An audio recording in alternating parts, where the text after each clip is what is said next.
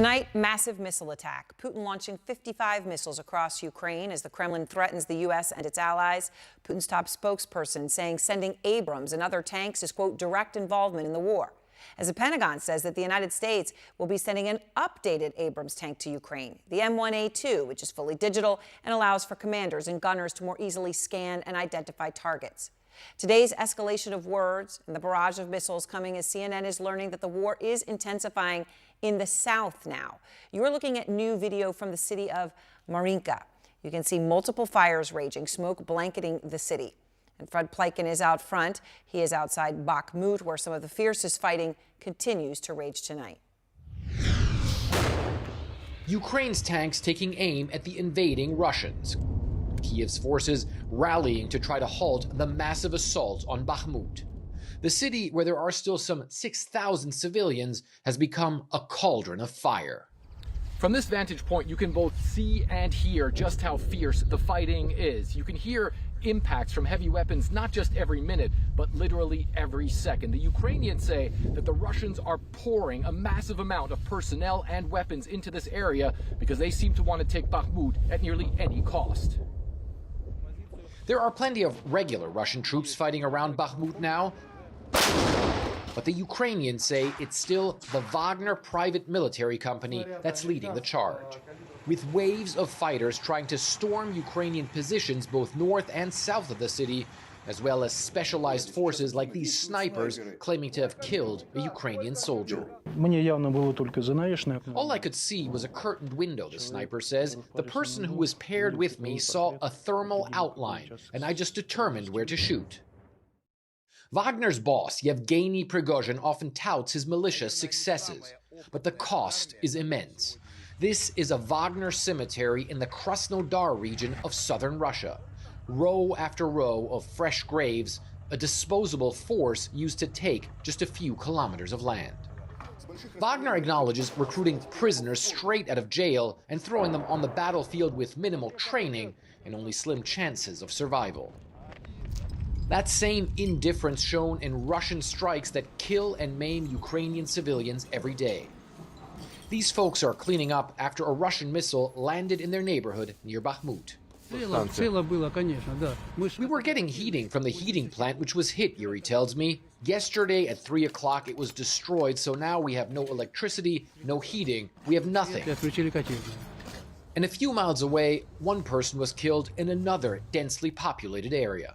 Some of the long-distance drones and missiles that Russia uses to attack Ukraine come down right near civilian areas. This here is only a few yards away from a kindergarten. However, others are used to directly target critical infrastructure. More than 50 missiles fired just on Thursday, and while many of them were intercepted by Ukrainian air defenses, some were not brought down, adding to the daily toll of destruction.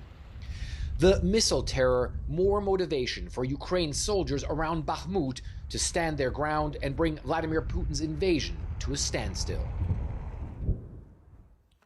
And Aaron, there's certainly some really brutal fighting that we witnessed around Bakhmut today. The Ukrainians say that the Russians are trying to encircle that city, and obviously, as you can see there, the Ukrainians themselves trying to do their best to stop that from happening. Meanwhile, the president, Volodymyr Zelensky, he came out today and ripped into those missile strikes that the Russians once again conducted, calling for more air defense weapons, but of course, generally calling for more modern weapons from the West. He also praised the soldiers from the Ukrainian forces that are fighting here in Donetsk in the east of the country, saying that if they make a stand here, they could seriously deplete the combat power that Russia has available on other fronts as well, Aaron. Fred, thank you very much from just outside Bakhmut tonight. And I want to go now to the Russian investigative journalist Andrei Soldatov. He is the author of The Compatriots, the Russian exiles who fought against the Kremlin. And Andrei, you've got some new reporting here as Fred's talking about the Wagner Group and them and still playing that central and kind of tip of the spear role near Bakhmut. You're reporting it's not just Wagner that's recruiting prisoners to aid in the Russian war effort, that this now goes much deeper, that the official Russian state is doing this as well. What did you discover?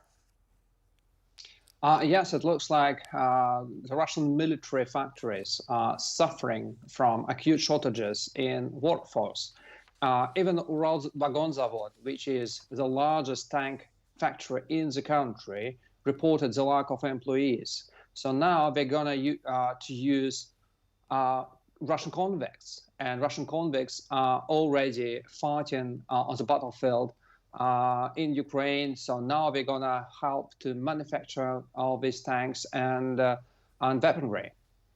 So the formal state, Russian state, recruiting convicts to build the tanks. And now, to this point of your reporting, I want to play something that Putin said recently that speaks to what you're saying about the terrible state of the Russian defense industry right now. Here he is. Given that the defense industry is now overburdened, and given that you work in 3 shifts, and there is a high demand for military industrial products, we are now considering the possibility of granting deferment also to those who must be called up for compulsory military service.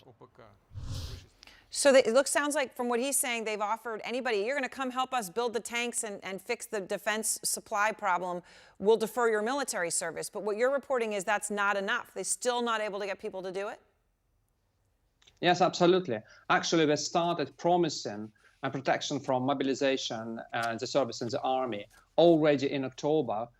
They also promised pensions, some good benefits, employment for the whole families in some cases. All of that failed.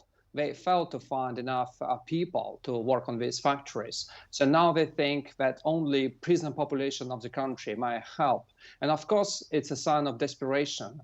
Just think how reliable all these tanks and all this weaponry could be if they would be manufactured by completely unskilled workforce straight out of the prison. Straight out of the prison, and that they're emptying the prisons to do this and to fight on the front lines is absolutely stunning. Andrei, thank you so much for sharing your latest reporting.